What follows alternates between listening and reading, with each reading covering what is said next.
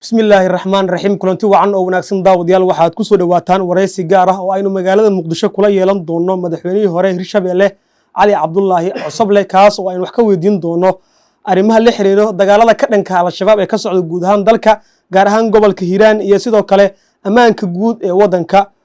oo ku mahad celinaya mudane madaxweyne waxaad ku soo dhawaataa barnaamijkan kani ugu horreyn Muqdisho ku sugannahay sideed u aragtaa kacdoonka guud ee ka dhanka al-shabaab dagaalka ka dhanka al-shabaab waa mid ay ummadda Soomaaliyeed ay qasab ku noqotay markaa muddo aad u dheer ayaa dalka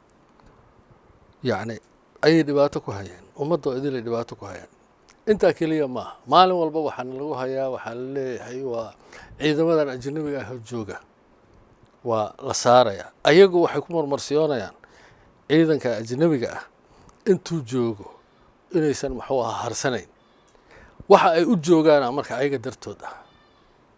inay joogaanba ayaga dartood waaye sababta oo ah waxa waaye dalkii waxay u diideen dawlad iyo xasilooni iyo nidaam iyo intaba dawlad yar oo hadda la dhisay oo hadiiba loo diido marka inayba ayadii cagaheeda ku istaagto dabcan caalamka u soo gurmanaya caalamkii u soo gurmaday marka marmarsiyo waxay ka dhiganayaan weliba waxaan ognahay xataa inay ka shaqeeyaan in ciidan ajnabiya la keeno dalka Kenya ciidanka Kenyaanka ah ayaga keenay guryahooda ugu tageen maalin walba siday u weerarayeen maalin walba ujeedku na soo daba kacay ahayd kaalaya Soomaaliya imaada ay ahayd casuumaad ay u suubinayaan ay ahayd dadka noocaas marka ay munaafiqnimada noocaas ku dhaqmaya waaye nimanka Ethiopia hadda maalin dhaweyd weerareen ujeedkoodu inay ciidan Ethiopiana soo galaan dalka saakay wadan kasta oo ay gaari karaan oo dhibaato ka soo sameyn karaan oo ay og yihiin inuu soo daba kici karo waa weerarayaan muraadkoodu maxay tahay marka dadkan inay baaba'aan dalkan uu iska noqdo dal cidii kaleento ilaahay calaf uga dhigo ay isaga noolaato dadkaas oo dhibaato mashaakil joogta laga joogi waayay inay dadkii baadaan inay diintii qalad u fasiraan inay la yiraahdaa ummadii inay laayaan beerihii waa laga tacban waay ardayda iskuuladii waa laga aadi waay wax waa laga baran waay noloshii caadiga ahayd waa laga ganacsan waay inay baadaan iyo inay dilaan ay ummadii ka dhigeen marka hadda dadku ilaaha iska leh ayagu ma aysan samaysanina hortoodna muslim waa la ahaa gadaashoodna waa la ahaanayaa Soomaali waxay diinta islaamka qaadatay 600 sano meelahaas la yiraahdo ilaa 700 sano ka hor ma ayaga dadka soo islaamiyay ma ayaga dalka dadka baray waxa xaafidul quraan ah waxa quraanka iyo tafsiirtiisa yaqaan waxa ahkaamta yaqaan ma ayaga dadka wax baray ma ba yaqaanaan diinta wiil yar yar waxay og yihiin aysan jirin waxa leeyahay janna aadaysaayo gabdho xurul cayna ka horeeya war gabdho magaalada buuxaana gabdhaha haday rabaan kuwa haraadsadeen laakiin in lagu soo qaldo oo inta balaayo baas la siiyo dhibaatada marka ummaddu hadda waa xamili weys taasa marka sabab u ah kacdoonka dalka ka jira maanta watahay si gaar Hiiraan kacdoon baa ka socdo oo ka bilaabmay magaalada Matabaan ilaa haatan degmooyin iyo deegaano badan oo baaxadoodu weyn tahay laga qabsaday al-shabaab kacdoonkaas ka hor isagu si gaar Hiiraan kacdoon xaq ayuu ahaa wixii dhibaato ay ummadda ku hayeen weli waa kaga sii adkaayeen dhinaca Hiiraan marka la yiraahdo dilka hadhihin Hiiraan wax nabadoon ku soo haray ma laha wax ku soo haray oo la yiraahdaa aqoonyahana ma laha wax haba yaraatee wax walba waa baabi wax walba dil ugu dambeyntii waxay u soo jeesteen inay caruurtii laayaan inay basas ku gubaan dad nool marka hadda taas cidii dhowrataa ayadaaba ahlu naar ahba in la dagaalamo la iska celiyo la yiraahdo sidaan maya taasa dantu qasabtay ilaahayna hadda waa ku guuleeyay reer Hiiraan dagaalkaas dagaal xaq u ahaa inuu xaq ahaana waxaad ku garanaysaa meel walba ee laga saarana roob iyo ay helayeen oo dhulkiyo idila u qaboobayay meel walba oo laga saaro nabaday noqonaysay dagaal walba la isaga hor yimaadana sida si aada u sahlan ayaa looga guulaysanaya. sababtu maxay tahay de kuwaanu hadda caro allaaba ku dhacdayba. waa tahay dagaalkan hiiraan hadda ka socda shabaab mar dhow ma aysan la wareegin hiiraan mudday haysteen waxaa hadda bilaabay kacdoonkan oo aanay beri hore loogu dhaqaaqin maxaa lagu fasiri karaa? wallaahi anigu kolley inta aan ogsoonahay madaxweynaha hadda jooga xasan sheekh maxamuud waagii hore ee la doortayna dee dagaalka waa uu kiciyey, yani waa uu hormuudu ka noqday in la iska xoreeyo dadka. dee magaalooyinka badan ee ama hiiraan ah ama maxuu ahaa gobollo badan oo dalka ah ee magaalooyinka ay ka dhisan yihiin maamuladana ay ka jiraan, dabcan waxa waaye waqtiga ayay timi. haddana dee hadduu yimi dee waa kan muxuu ahaa barnaamijkiisa koowaadba ka dhigayba la dagaalanka nimanka khawaarijta ah. dee marka muxuu ahaa dadka hadde marba hadday ayagiioo dhibanaa hadday garab helayaan, dantu waxaa marka yani waxay tustay yani waddo kale fursaddan haddaan laga faa'iidaysan oo aan laysaga kicin nimankan, dee beri waxaa imaan kara mid iyaga taakulaynaya madaxweyne noqon karaba, sidaan horeba usoo aragnay. marka in nimankaanu hadda waqtigan hadda ah yani dherigiiyo karkii dhaafay ayaa ilaahay xasan sheekh keenay. xasan sheekh hadduu yimid marka ee uu yidhi waa lala dagaalamayaa nimankan waddo kale furanna ma jirto, haddee inay marka yidhaahdaan kowba ay bilaabaanba waa ku qasbanaayeen. waa tahay waqti intee la-eg ayay qaadan kartaa in hiiraan laga saaro guud ahaan al-shabaab? yayse tahay cidda aan weli kaalin ku lahayn xoreynta hiiraan? wallaahi hiiraan waa ballaaran tahay in dhinac markii laga fiiriyo bari iyo galbeed, macnaha qaab ahaan walow uusan galbeed ahayn webiga hadda laalaabanayo oo intee bari ah intee galbeed ahba aan muxuu ahaa yani aysan kala caddayn, haddana dhinaca galbeedka ka xiga webiga ayaa maxaa la yidhaahdaa culays uu ka jiraa. culayskaa ka jirana ma aha mid dadka deegaanka ah ay raalli ku yihiin, ma aha. intaan aniga ogsoonahay oon aqoonsanahay dadka madaxna waa usoo ahaa, waana deegaanka aan ka soo jeeday. dhibaatada jirtaa waxay tahay galbeedka yani ay hiiraan ahaan ma ballaarna, laakiin waxaa furan dhulkiyaa furan, waxaa ku xiriirsan bakool, yacni dhul aada u ballaaran oo dhul daaqsimeed ah oo dhulkii geela lagu dhaqeeyey ah ayaa meeshaasay hadda aada ugu jiraan. marka galbeedka hiiraan dhimnaanta uu ka dhiman yahay in muxuu aha isagana laga sifeeyo, yacni waxay ku xiran tahay sida ay koonfur galbeed ayadana u shaqayso oo ay meesha la yidhaahdo yani bakool at least muxuu ahaa nimankaa culayska looga saaro. markaasaa lagu dhiiran karaa ay ku dhiiran karaan dadka dega galbeedka hiiraan inay ayaguna iska saaraan waxa yare magaalooyinka iyo tuulooyinka yani jooga. waa tahay sida muuqata kacdoonka ka dhanka al-shabaab ee guud ahaan ka socda hirshabeelle waxaa ilaa iyo haatan deegaano badan laga qabsaday kooxda al-shabaab oo macawisleyda hiiraan ayaa qabsatay, waxaana haatan ay qarka u saaran yihiin degmada aadan yabaal. ma la oran karaa ciidanka iyo macawisleyda jooga shabeellada dhexe dhabka ma ahan dagaalka marka loo eego sida dagaalka ay ugu jiraan macawisleyda iyo ciidanka hiiraan? maya, bani aadamka waxa lagu yaqaan wax walba inuu sharaftiisa ka jecel yahay. reer shabeellaha dhexe hadde dabcan ayagaa kaa jeclaan lahaa in shabaab dhammaan dhulkaa laga sifeeyo meelaha ay ku dambeyso, laakiin waxaa loo baahan yahay in la ogaado dee deegaanadu isku mid maaha, isku qaabsamayska dhulku isku mid maaha. meesha aadan yabaal la yidhaahdo midda kale dee waa xarun aada u weyn waaye, yacni waxaan la dhihi karaaba waa xarunta un adiga markii uun jilib iyo dhulkaani laga yimaado xarumaha ugu waaweyn ayay ka mid tahay. yacni xarumaha noocaasa marka beel ordaysaah ma geli karto, waa in istaraatiijiyad weyn dhinacyadii ka hareereysnaayo idil meel gurmada uga imaanayo kulli waxaasoo idil horta in laga soo dhammaado sababtu waxay tahay dee hubka ay meesha ku haystaanna ma yara dhulkoo idilna waa wada miinaynayaan dhul wada miinaysan marka in meeshooda lagu go'doomiyo muddo lagu hayo kadib dee dusha laga garaaco un siyaabahaas un adiga looga saaro maahane yacni ma aha isaga orod oo markaas muxuu ahaa yacni ciidan kaa hor imaanayaba arki maysidba dhulkii waa wada miino ciidan miino ah ayaa yaalla meeshii oo si loo gudbaayaa oo aysan jirin dhibaatooyinka ugu waaweyn oo jira waa arrimahaas laakiin inta aan ogahay oon la socdo waxa waaye un diyaargarow aada u badan iyo hal hadda ka soo baxsanaya waa jiraa mar walba shabaabka marka waxyaabahaas ay la socdaan ilaa warbaahintii iyo social media iyo kulli waxaasay ogyihiin yacni waa un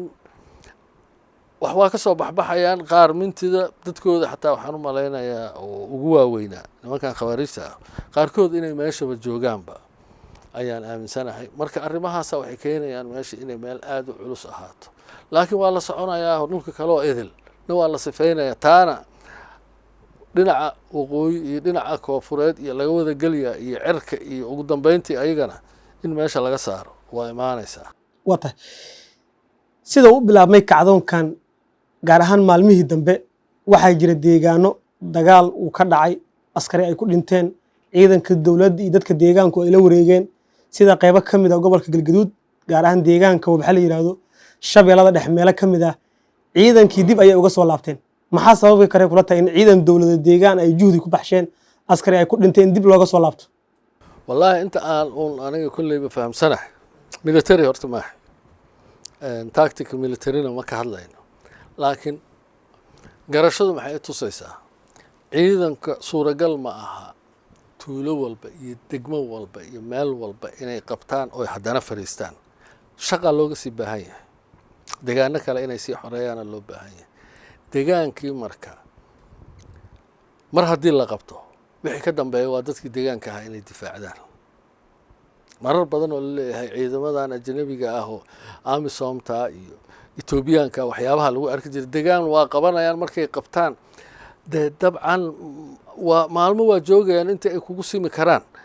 laakiin hawsha hadday u jeedi waayaanba muxuu ahaa dadkiiyo deegaankii la wareegaya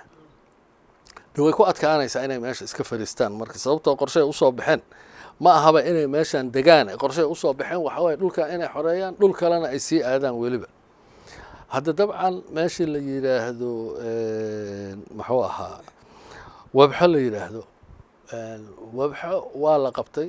ciidankii iyo dadkii deegaanka ahaa intaba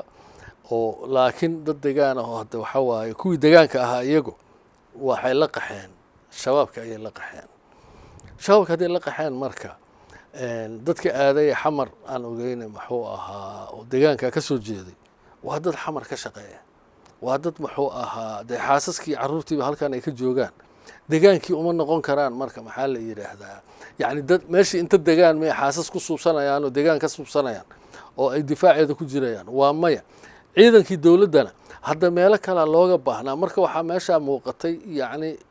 wabxo cilada jirtaa waxa waaye dadkii shacabka ahaa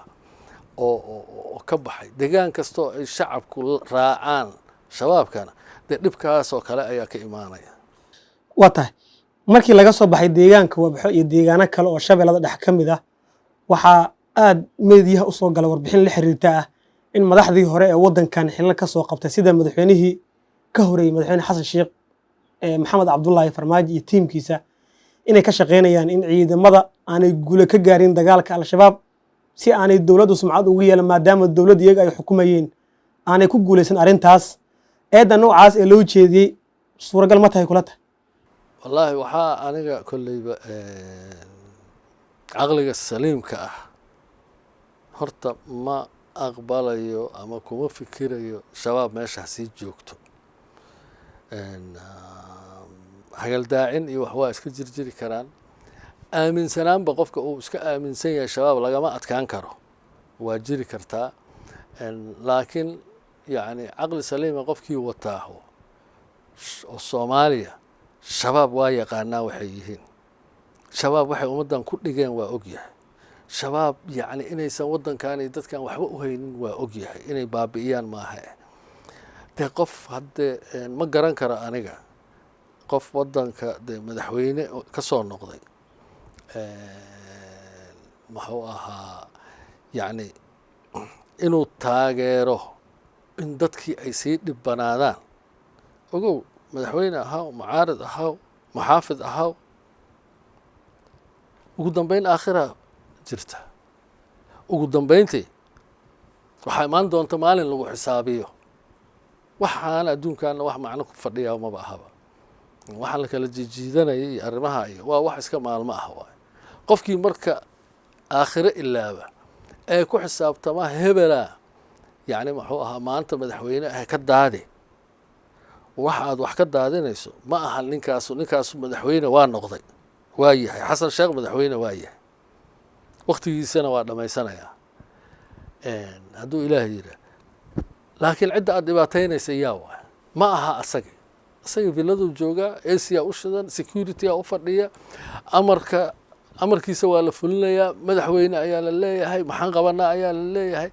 marka haddaad ninkaasaan u dan leeyahay tiraahdo oo aan ka shaqaynayaa inaysan waxba u hagaagin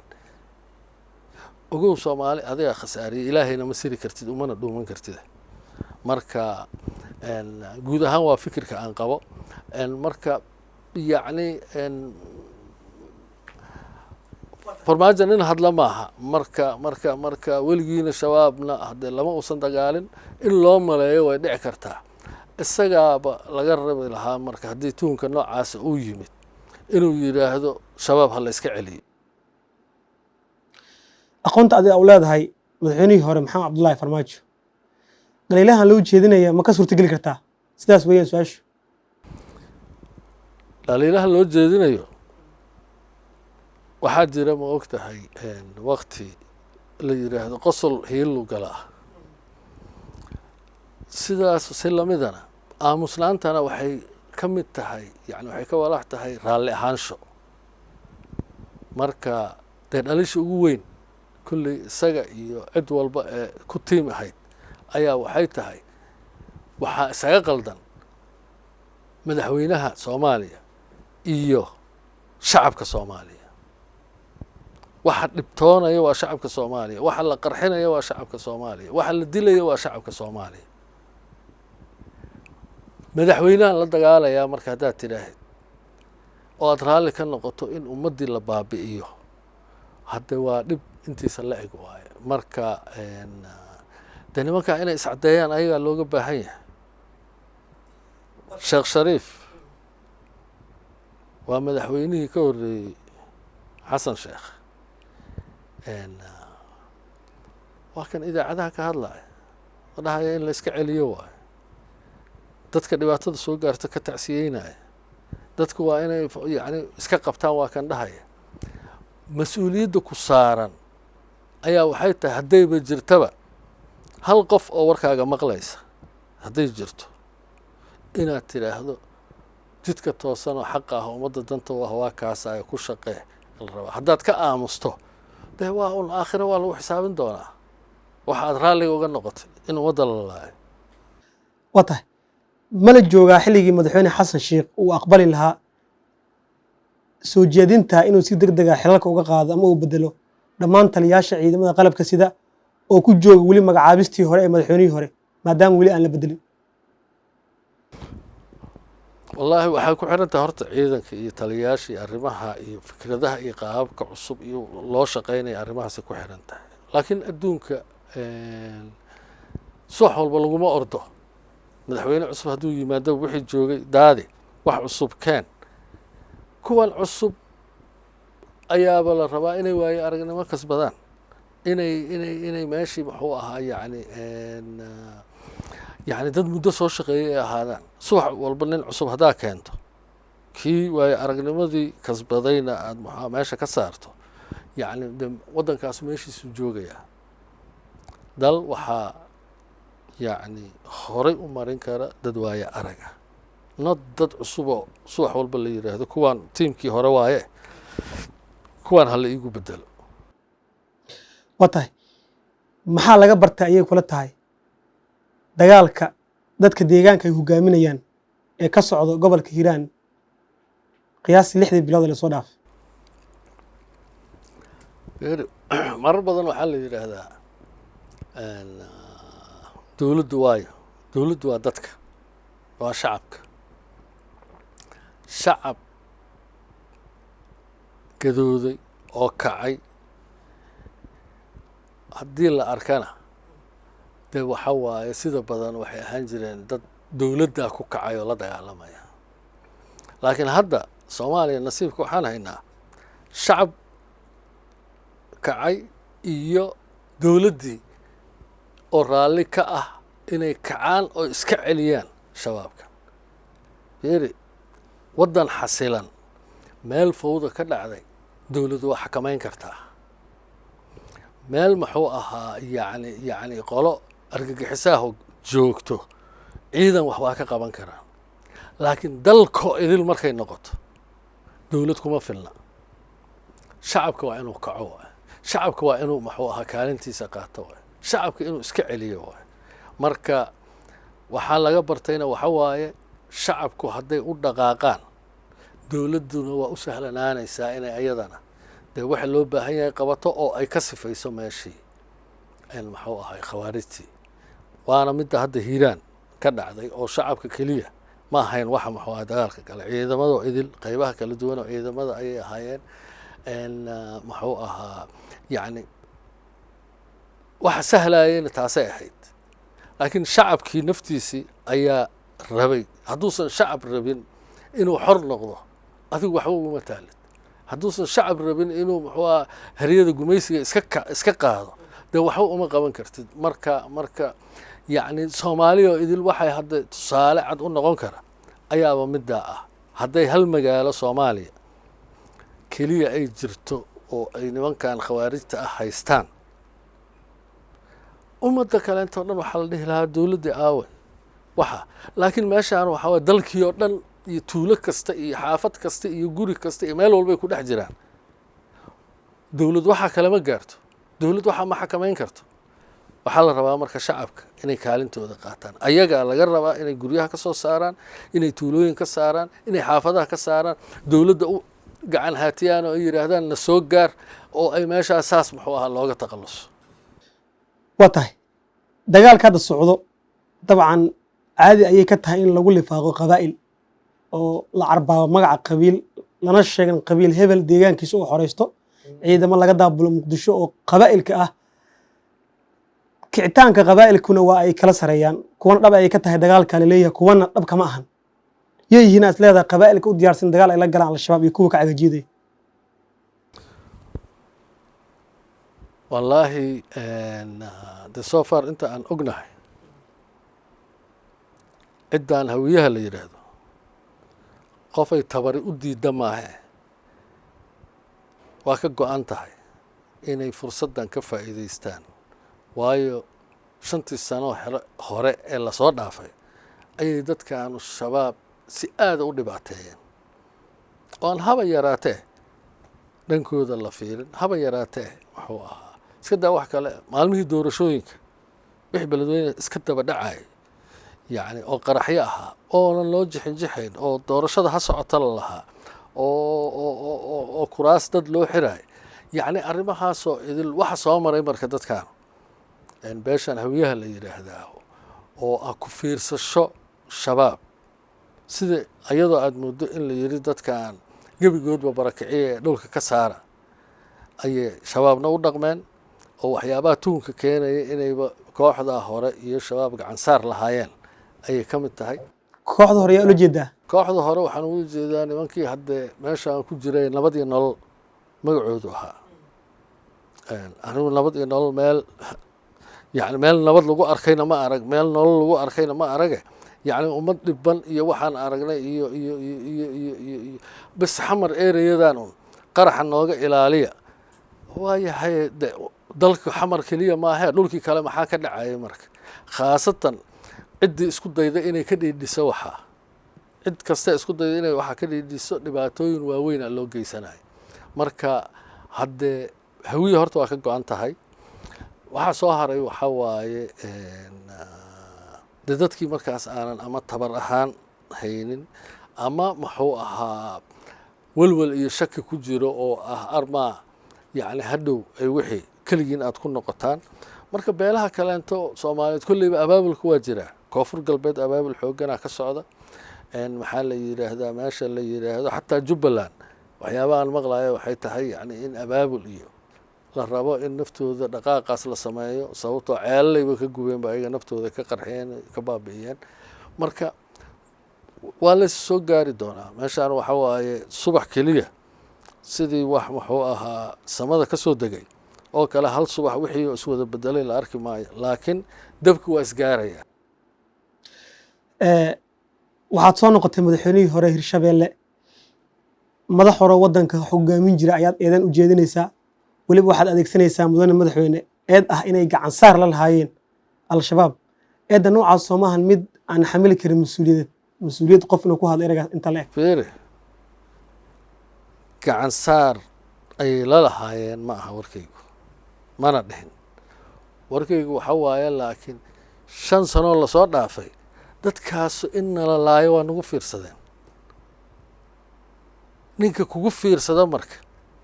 miyuusan raalli ka ahayn in lagu laayo ninkii kugu fiirsada in lagu dilo saakay yacni ninkaa ama xoog badan ama nin hubsitaahu inuu ku dhibaateeyo haddaanan aniga istaagin oo aan weliba awooddeedii leeyahay oo aanan dhihin maya yacni oo aan weliba u jeedo dhibkaaga iyo mashaakilkii wax lagugu dhigaayo kana aamusanahay dee micnaheedu waxa waaye raalligaan ka ahay waaye nimankaa eedda u taalla waxa waaye waxay raalli ka ahayeen shabaab inay hawiye xasuuqaan inay hawiye laayaan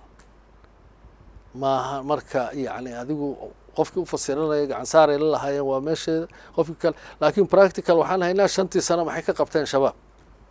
maxaa yacni looga hortagayo ka qabteen wixii qaraxyay dhibaato ka dhacay wixii nabadoon la dilay maxay ka sameeyeen wax alla leeyahay oo tallaabo ay u qaadeen ma jirin waa tahay madaxda maamul goboleedyada qaarkood iyo sidoo kale xildhibaano ayaa qaba in qabaa'il la hubeeyo oo laga horgeeyo al-shabaab inay sahli karto in laga adkaado al-shabaab laakiin dhibka ka dhalan doona in dib looga dhigo hubka dhigis qabaa'ilkana ay tahay mid kaloo iyadana ka baaxadooy midda shabaabka fiiri ninkaasu nin qofka saa u hadlayaaho ma aha nin yacni qof dowlad iyo qaran raba ma aha qof xaqiiqda wax ku cabirayana ma aha laakiin wuxuu rabaa shabaab inay joogto wuxuu rabaa shabaab dhibka inay dadka ku hayso ay haddaba dul deganayd sababtaan saa u leeyahayna waxay tahay qabiilaan hubaysanayn miyaa jira maanta qabiil ku duulaya miyaan haynaa maanta oo ku haysta dhul iyo degaan iyo waa maya dagaalada ugu badan meelaha ay ka dhici jireenay ka mid tahay muxuu ahaa matabaan iyo beledweyne iyo yacni ereyadaas maxaas iyo ay ka dhici jireenay ka mid tahay ma waxbay maanta isku haystaan waa maya ciidan qori iyo hub haysan miyaa jirta waa maya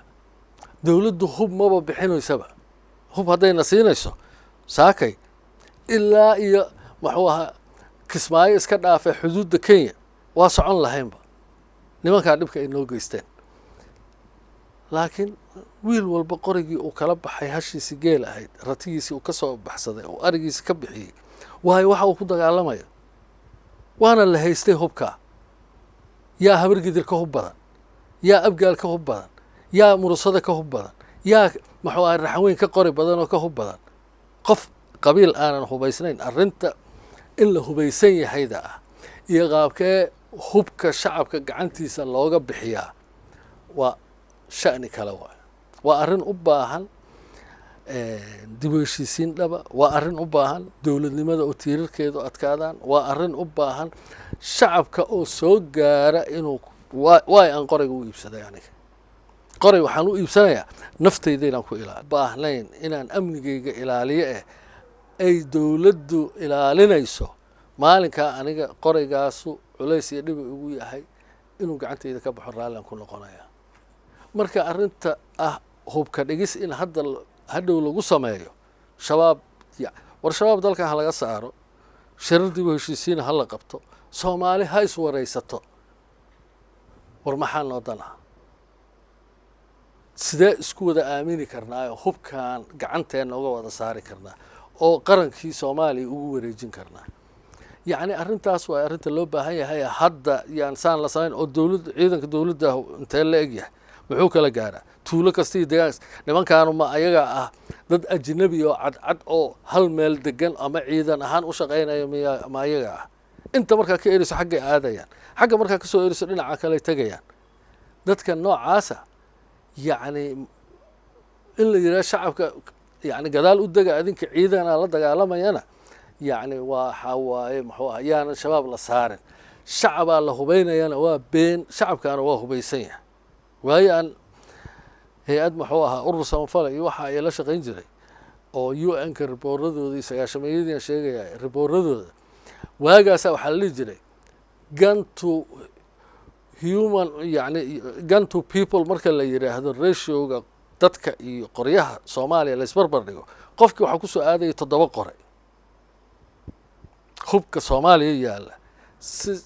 average marka la soo qaato yani wuxuu ahaa qofkii waxa ku soo aaday 7 qoray macnaheedu muxuu yahay hubka Soomaaliya dhex yaala waa qeyr caadi guriga waxa laga yaabaa 4-5 qoray inay taalo shacabku waa hubaysan yahay marka qofkii waa haysta hadda shacab la hubaynaya dhahaya waa qof khawaarijta la shaqeynaya وقف تشويش كفر أي دولة دواء وقف عبس جلنا دولة دواء وقف يعني أنا نربين بشباب إن ذلك لقصي فيه أنا وتعسان وأركع dadkaas waxaa kamid ah xildhibaan ka tirsan golaha shacabka ee Soomaaliya oo deegaan ahaan galmudug ka soo jeeda dabcan waa laga yaabaa inaan ku aragto baraha bulshada isagoo eedeynaya macawisleyda oo leh macawisleyda asalkeeda intee ka timid sideese hadhow looga baadi karaa saameynteeda ما يقفل بعدك أنا ورت وحوي فراس إلى مسمن يعني براهم بالشدنا ومدوا والين رنتي أنا dhibaatada labaad ee Soomaaliya haysata waxaan u arkaa inay tahay baraha bulshada marka shabaab laga yimaado dhibka ugu xoogan ee haddana Soomaaliya haysta baraha bulshada waay oo ah yani in maxaa la yiraahdaa ummadii halkay dhinac wada jeesan lahayd oo iswada raaci lahayd yani oo tafaraaruqi faraha badnaa hore laga keeni lahaa tashwiish ula fadhiyo oo meel walba maxaa ka shaqeynay mas'uul كل نك هذا محو هاي صا هذا القاضي ت محو وحنو ملاينا يعني الحلبانة وحصل ميا مجلس اللي يرى هذا إنه يهي والله نكاس ت السجو الصعدة عدالة جوجا أو الصعدة لنا عائية محو هاي ceeldheer iyo dhulkaas u socda ayaaban daawadayba oo dhahaya shabaab waa iska celinaynaa marka yacni qof hadda si lama filaana aragti waa arki karaayo muxuu ahaa waa u arki karaa qaab ahaan shacab Soomaali inuu isdilay la iskuma hayo laakiin taas waxay ahayd sagaashameeyadii waxa la isku dilaayayna waxay ahayd يعني حساب بدنا خرق ودحتي اللي أحد حسابات كاسو مركه ولا كلا داوبي ولا إسكا قنعيي ولا كلا حال قاتي وحجري وحاس وانا علادي دتك الصومالي دحدي ذا أحد تاسو وانا مات شل وانا كرا أي مركاس لكن مركي هورد آد وكلا عريسن أي اسكو وذا دعي أو وذا كونفيوزد أرن تاسو مركه ولا جيمي dadku hadda wax badanay dadkii miyiga joogay iyo dadkii tuulooyinka joogay iyo dadkii deegaanada yani magaalo madaxyada iyo caasimadaha ay ka fog iyo joogay iyo dadkii dhalinyarada ahaa wax badanay hadda ka fahmeen dawladnimadii meel aan dawlad laga rabin ma jirto Soomaaliya khaasatan dhulkan koonfurta iyo gobolada dhexe ah dawlad waa laga rabaa dawlad yani wax u qabatay rabaan waa arkeen qoray wax inuu soo u tarin 10 زو يجيب يسوق أقدك وحبها أنت عيل وحقوقه وحبها أنت كنال وحكا ساعد وحبها أنت إسبيتال وحكا ساعد هذيك لدي قرية أكفر إياه وقرية هذيك وصلنا معنا يسانو marka waxa shakiga looga qabaa macawisley aniga ma qabo welibana macawisley wanaagooda waa la arkay inay si sahlan u xoreyn karaan dalka oo nin walba deegaankiisa waa ku filan yahay fiiri yacni ma ahan hiiraan iyo halkaa iyo gobollada dhexe ee keliya tuulo kasta sababtoo shabaab uma qaybsamaan oo meel walba aho awood kuma hayn karaan meel walba aho 4 wiila u joogta iyo 2 basaasiin oo ah oo ayaga telefoon yacni kula hadasho meeshiisan joogin xataa yacni kuwa qorteen oo telefoon oo dadka ka warbixiyey waxaasaa jooga shabaab waa la arkay marka in la iska celin karo deegaanka iyo shacabka iyo macawisleyda dhalinyarada ah dee waddankana waa 70% iyo ka badan waa dhalinyaro dhalinyaradii la rabay inay dalka ku kifaaxdo marka ayaa waa ayaga dhalinyaradii u baahnaa in shaqo loo abuuro waa ayaga dhalinyaradii u baahan inay guursadaan oo shaqaystaan oo nolol samaystaan oo ayaga wax dhalaan oo yacni sharaf ku noolaadaan waa ayaga waxaa ka xigta marka shabaab oy ka shaqeeyaan in laga saaro dalka waa tahay qaybta amniga muqdisho iyadoo waxa aynu ka sheekeynayna ee dagaalo ay ka socdaan dalkii shabaabkii dagaalo culus ay kula jiraan dadka deegaanka oo deegaano badan laga saarayo sidaas oo ay tahayna muqdisho waxaa ka dhacay qaraxyo waaweyn oo ugu dambeeyay qaraxii sooba ka dhacay bishii aynu soo dhaafnay kaa oo ay ku geeriyoodeen dad ka badan ama dhimashadii dhaawac ay ka soo gaareen qiyaastii dad ka badan 300 oo qof xagee wax iska qabalayeen iyadoo shabaab dagaalka adag lagula jiro in haddana caasimadii qaraxyo ay gelgelaan oo ciidankii ugu badnaa ay joogaan beere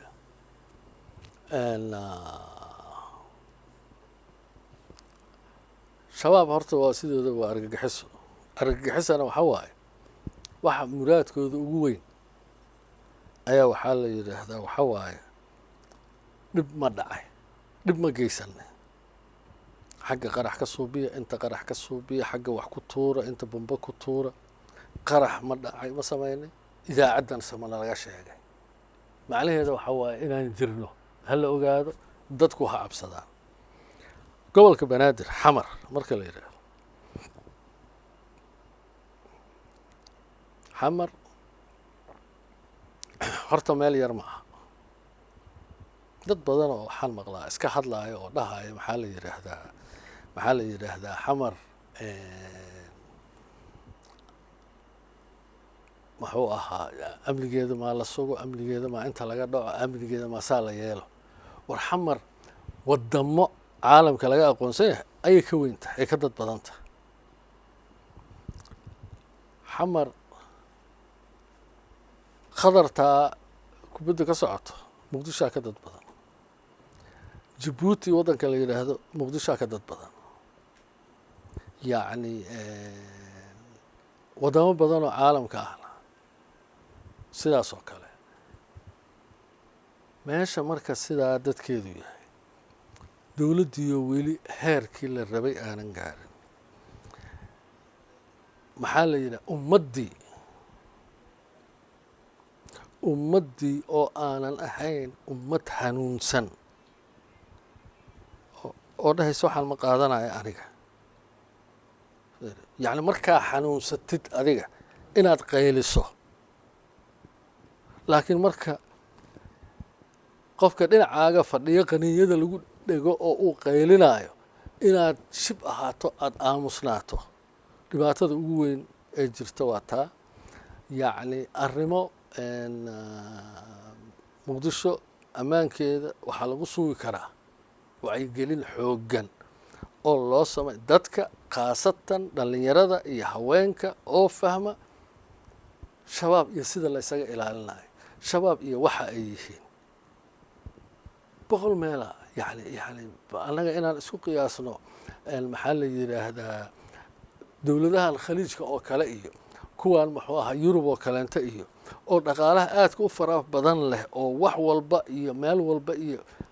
yacni ammaanka sugi karaahu ma ahan xamar waxa waaye maxaa la yidhaahdaa 17 degmo ay ka kooban tahay degmo walba meeqa boqoloo kuna ku nool waxaasuu ciidan kala gaari karaa yacni way adkaanaysaa haddana qaraxyadii wax diyaarad lagu keenayo ma ahane waa wax gudaha magaalada lagu dhex samaynayo lagu dhex farsamaynayo haddana ninka baaritaan hala sameeyo marka la yidhaahdo ninkaan wixii kala duugaya itemiska qaraxa samaynaya waxaa laga yaabaa qaarkood inaysanba yacni items caadiya inay yihiin haddii ayagoo caadiya u hayaa caawa 9 saacna waa la isku xirxiraya oo qaraxa laga dhigaya meeshaana marka waxa waaye damiirkii dadka waa inuu soo noolaado waa inuu qof walba yacni maxaa la yidhaahdaa saakay haddaad tidhaaho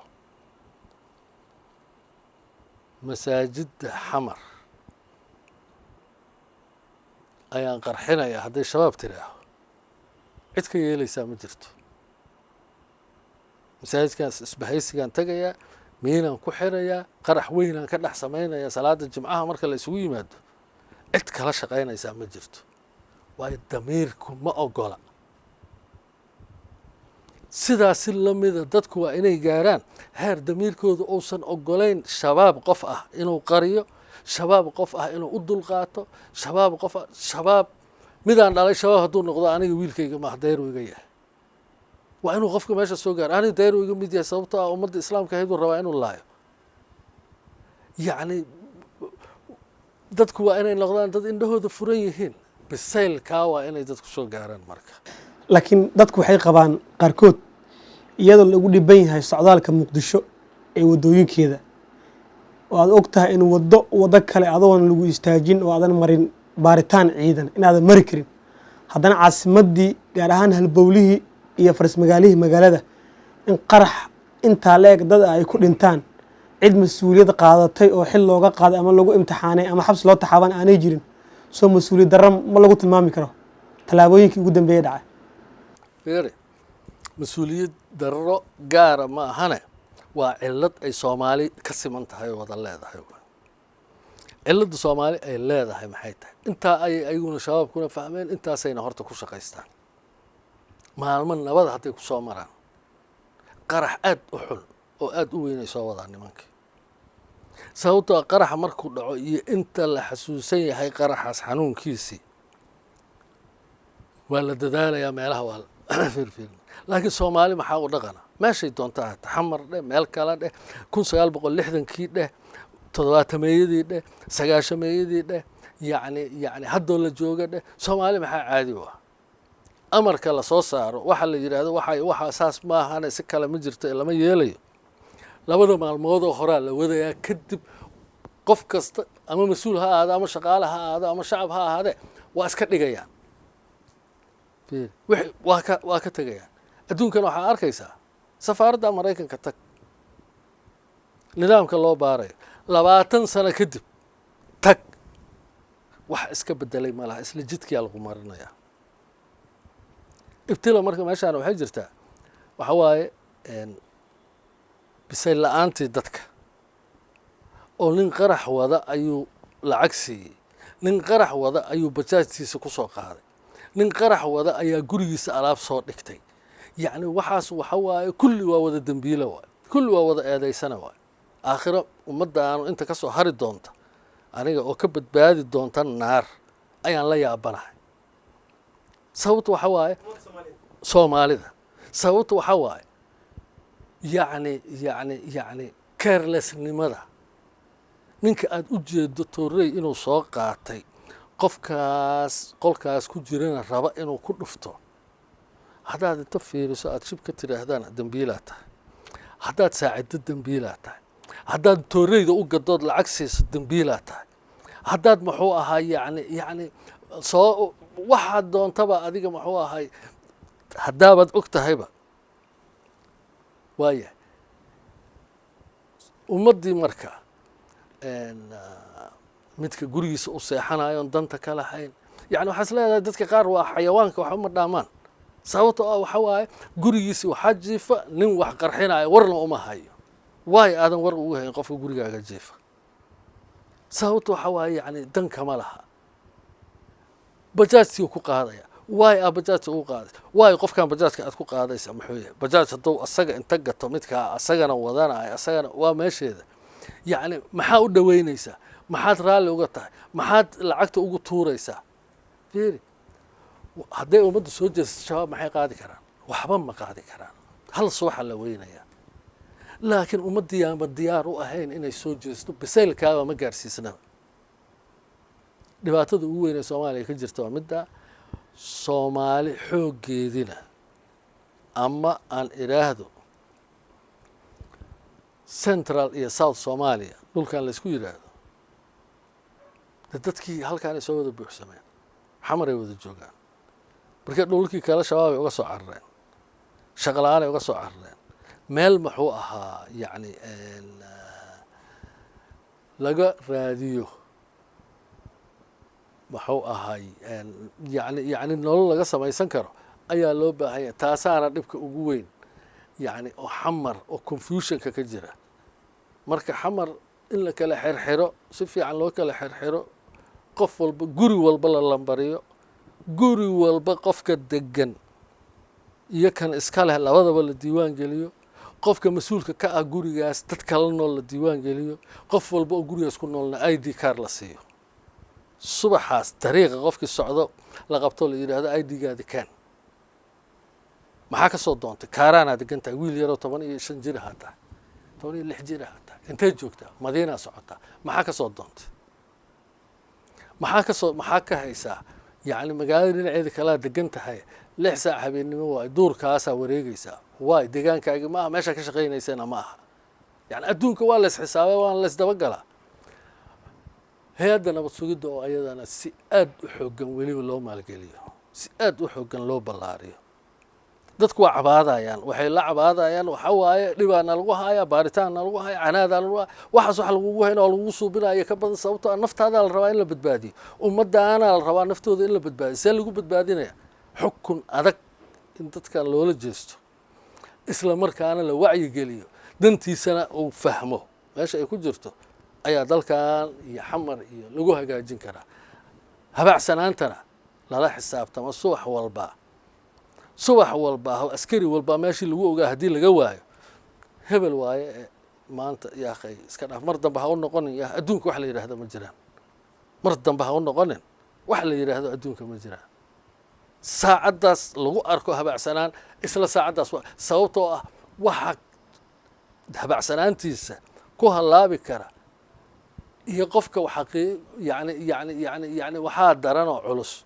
yani habacsanaanta ay dhibka ka imaan kara qofkaas waa inuu hore u socdo marka waa in shaqada laga eriyo waa in la xiro waa in maxkamad la geeyo waay shaqadaada uga tagtay yani maxaa la yiraahdaa ciidamada kulli inta aan ka fahamsanahay askariga meel lagu og yahay hadduu meesha ka maqnaado ama waardiyaha lagu og yahay hadduu maqnaado hore laga xiraa warmidkan jidka la istaagay ee ka tagaya kor in ayaga in loo suubiyo basaasin nabad sugid baarta waxa la baarayo dadkii ma waxa la baarayo kuwa shaqada loo diray inay shaqada sida ahayd u wataan meeshaan ay qoorta soo qaban karaan oo soo xiri karaan sababta waxay tahay baabuurka inta soo maraya baara la yiri miduu yaqaan haye ii waran wajigiisu yaqaan wax kale uu yaqaan ma laha ii waran seetan fi canta kor ku salaamay ha warniyo xaalkaagu seeyahay maanta waa wareersanahay $1 loo tuuro waxa gaariga gadaal saaran maxaa la yiraahdaa qarax markii ugu yartahay 200 qof oo dilay waa in la helo marka nabad sugid askarta kor kala socotay ciidanka in la helo nabad sugid yani magaalada maamulada mas'uuliyiinta gudoomiyaasha degmada cid walba kor in laga ilaalinayo la soo qabanayo naftiisa oo uu ka baqayo leeyahay anaaba leexiraaba haddaan daayo qofkan haddaana shaqadan qaban anaa leexira haddaan booskan ka tago waa leexira qof dadku waa inay qaabka ku shaqeynayaan oo nidaamku bartaan ma jiro wax iska shaqeynaya oo sidii la rabay iska ah oo wax walba saas ah waxaasu ilaahay waa samayn karay أكون فيكون يعني لكن يعني وحول بقى عقاب إلى إليهن إلا فيرنا يعني أنتاس ayaa daba taala socaa la yidhi bal waxaad suubi sidaa la arkaya marka taasoo kalea loo baahan yahay dadka waxaa loo baahan yahay nabad sugiddu tabarteedu waa yar tahay in la kordhiyaan qabaa anigu waa tahay weli amniga muqdishoan ka hadlaynaa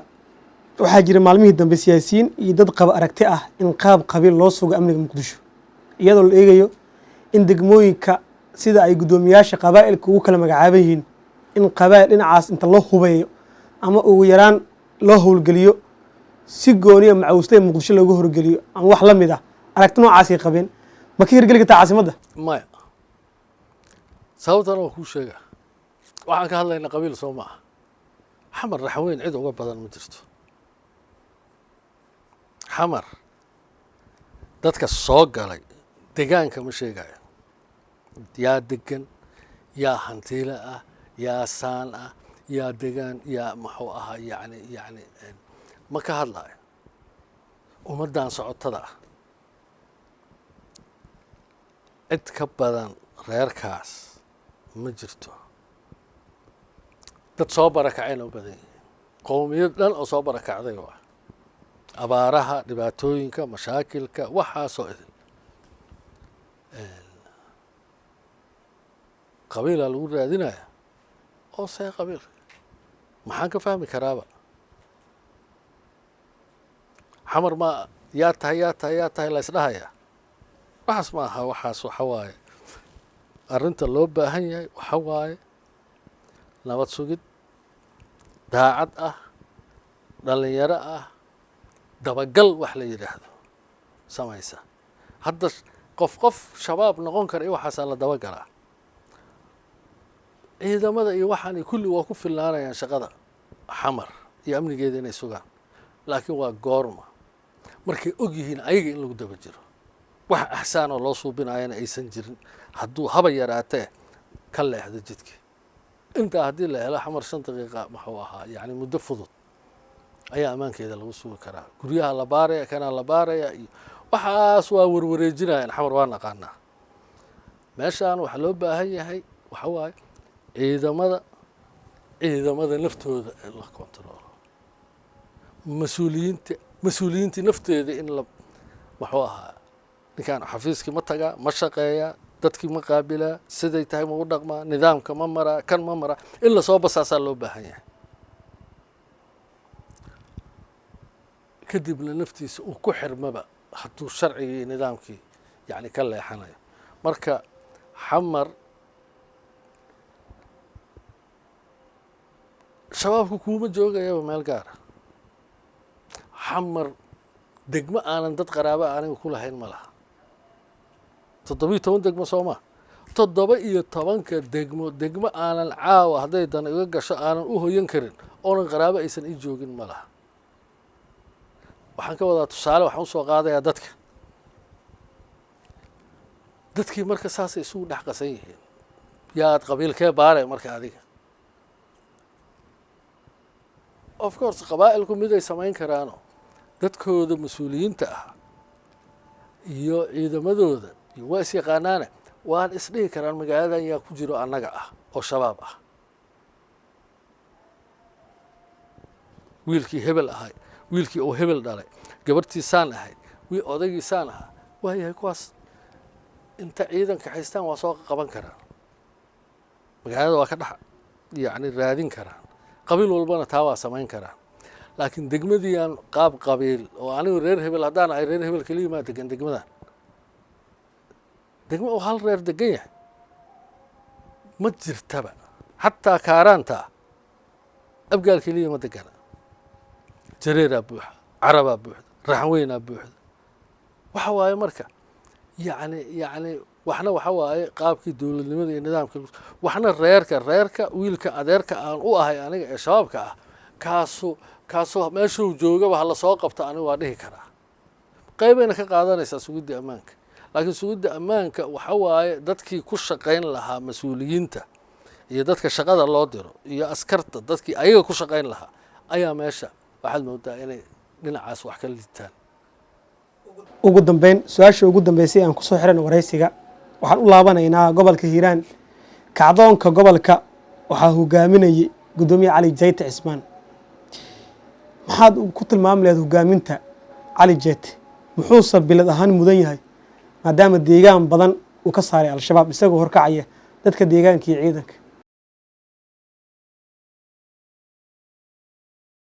wallaahi anigu dadaalka iyo hawsha uu wado cali jayte gudoomiyaha gobolka hiiraan oo midaan raalli ka ahay waay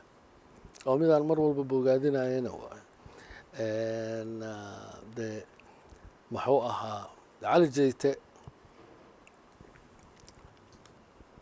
dadkii uu mas-uulka ka ahaay oo la laynayo oo hortiisa lagu dilayo oo uu kor istaagayo meydkoodii oo uu kor istaagay maxaa la yidhaahdaa baabuurtii lagu gubay arrimahaasaa hadda keenayba inuu yidhaahdo war intaan ka badan ma dhowran karna awalan 2 jeer qof dhimanayo uusan jirine aan soconno oo aan waxaan iska celinno waa u dadaalay ilaahayna waa la garab galay dowladda soomaaliya garab weyn ayay ka geysatay hawsha ayada ah wuxuuna wax walba ah waqtiga ayaa saamaxa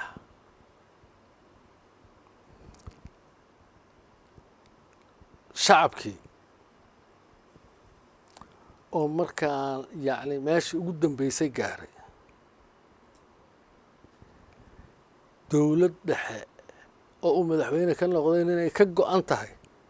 in arrintan asagiyo dadkii uu mas-uulka ka ahaa hortiisii lagu laayoba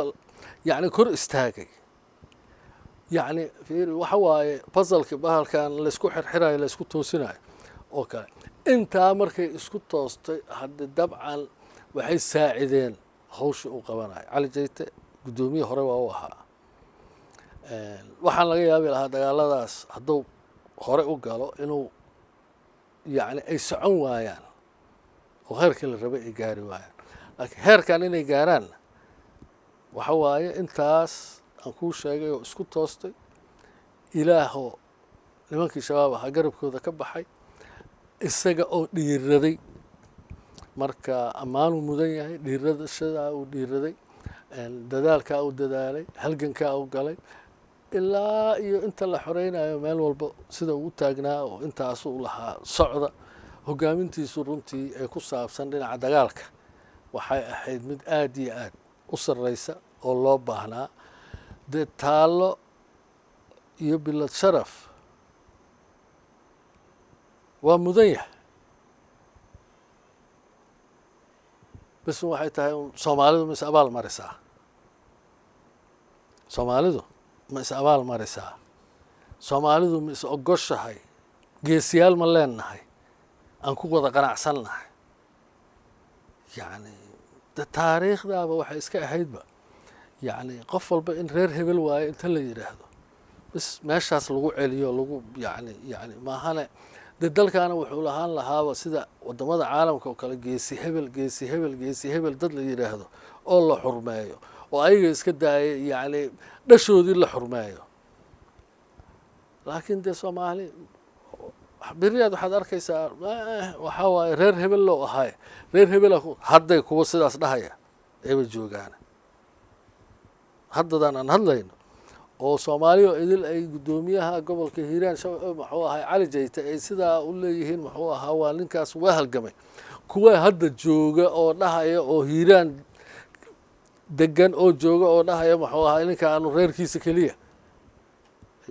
marka waxaa waaye soomaalidu inaysan is aqoonsan inaysan is indho buuxin inaysan raalli iska isma dhiirigeliso cali jayte haddii maanta la dhiirigeliyo oo intaa iyo ka badan la sameeyo yacni lagu garab istaago oo lagu sharfo oo bilad sharafka iyo waxa iyo kulli guddoomiyaal badan oo gobollo kuwa degmooyin badanaa dhihi lahaa aniguna waa inaan sharafta gaaraa oo sidaasoo kale u dadaali lahaa laakiin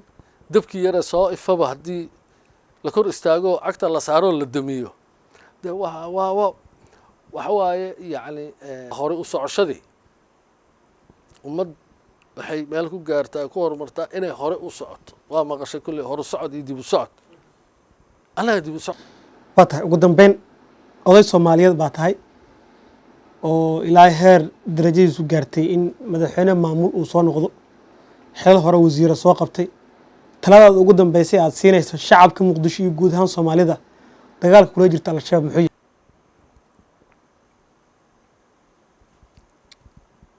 waxaan leeyahay soomaalida ka faa'iidaysta maanta madaxweyne ay ka go-an tahay shabaab dalka inuu ka sifeeyo si aad nabad ugu noolaataano 6 saac habeenimo. waxaan xasuustaa allah u naxariistay aabbay oo anuu magaalada ka imid oo markaas dee dhalinyaro fonfor meelahaasaan aan dugsi saranahay imid nin adiga ahalka ah qaraabada ah wasiir waayo ayo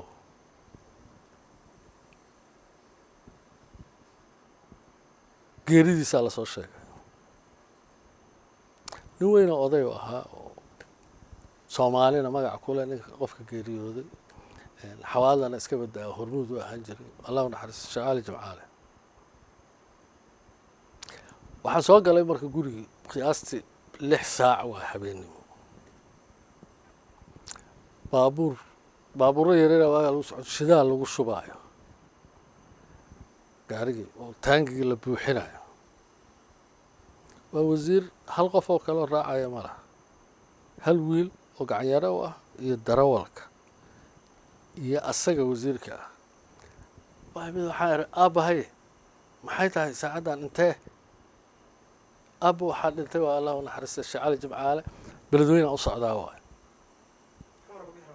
xamarow ka baxaya waa 6 saac habeenimo waay. waa